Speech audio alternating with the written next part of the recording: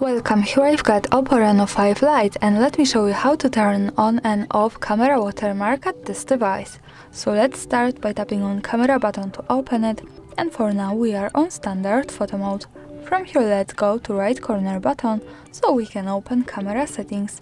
And here in photo category at the third place we have watermark option, so let's pick it. Now we get access to more settings about watermarks.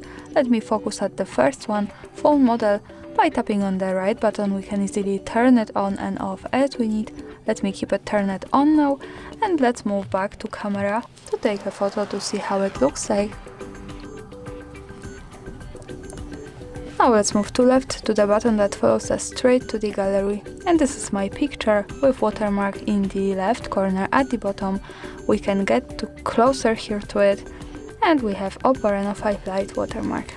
And of course when we don't need it we have to move back to camera, then right corner settings, pick watermark and turn it off here. That's all, thanks for watching, subscribe our channel and leave the thumbs up.